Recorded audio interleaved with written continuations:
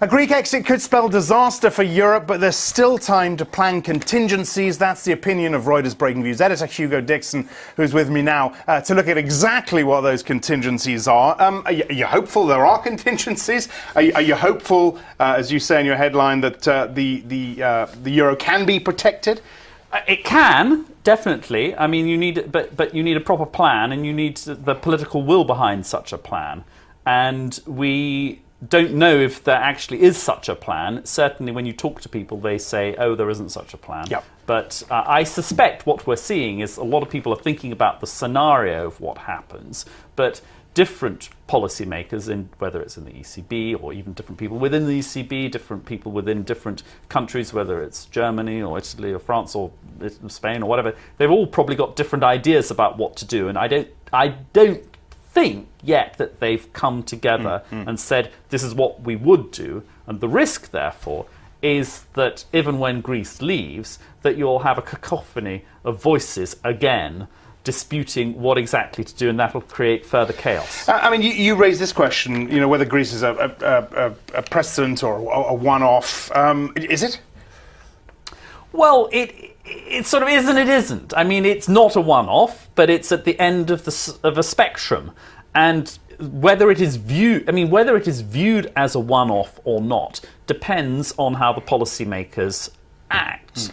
And clearly, they made a mistake the first time round, which is that they said Greece was a one-off, but then they didn't actually do the debt restructuring. They took 2 years to wait to do the debt restructuring. As a result, the whole crisis dragged on, and then it spread to Portugal, Ireland, Spain, Italy, blah, blah, blah. And there is a risk that the same script could play out again, because this time the real damage would be runs on banks, which we've seen a little bit. We haven't seen big time. We've seen quite a lot of capital flight, but not real sort of Northern Rock type of people queuing up around. And this is interesting actually. You raised this proxy for capital flight, the target to imbalances, and what that shows us now. What do you garner from that? What that is showing us is that there's a lot of capital flight happening, and it's not just Greece. I mean, what you've seen is since August of last year, it flipped to Italy and Spain, and it's been running at, I think it's been running at about 40 billion euros a month.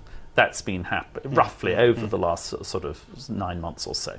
Now, it could accelerate, and that's what, if there is a messy Greek exit and the Greeks can't get their money back out of the banks and they get repaid in cut price drachmas, then the risk is that the Portuguese and the Irish will try and take their money out as well, and everyone will say, oh, it's a one-off, but they won't believe it's a one-off. Yeah. And so that's the real risk, and that's what that's what policymakers have got to have a plan B to protect against. Do you? I mean, you and I have talked about this for many, many months now. Do you feel less optimistic now than you did, say, 6 months ago?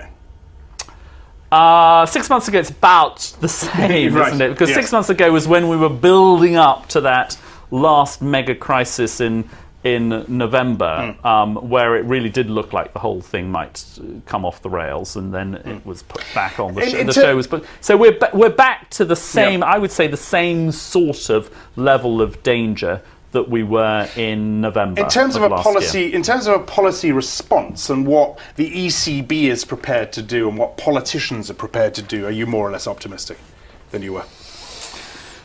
I'm slightly less optimistic, right. I would say. But I'm still backing the muddle through strategy, because I still think that there's a lot of political capital invested in this Euro project, and I think that and you are seeing. I mean, we've seen with there's more talk about having a growth strategy. The Germans look like they're more likely to move off the austerity. And these are people, I was in Athens last week, and these are people who do not want to leave the euro. No, they voted voted for an impossibility. Yes. Like 70% of them voted against austerity, but 80% of them want to stay in the euro. And it may, of course, not be quite an impossibility, but it's a near impossibility to. I mean, you have to have some sort of program, I think, if you're going to stay in the euro. Now, maybe the program can be modified here, there, or I think there is some little wiggle room, but it's not a lot. And I think that there is a real danger of this thing coming that Greece leaving the euro. Now I think that has gone over a 50% chance. And therefore you need this contingency plan, which has to be a mix. Basically, the ECB has got to go all in, protect the banks of other peripheral countries and the sovereigns of other peripheral countries. Okay, Hugo, many thanks for that. Hugo Dixon. For more agenda-setting insight, do watch our US Breakingviews show every day at 12:30 Eastern, 17:30 BST, 10:30 London time is the UK Breakingviews show. I'm Axel Threlfall. This is Reuters. It was interesting, actually, because your piece came out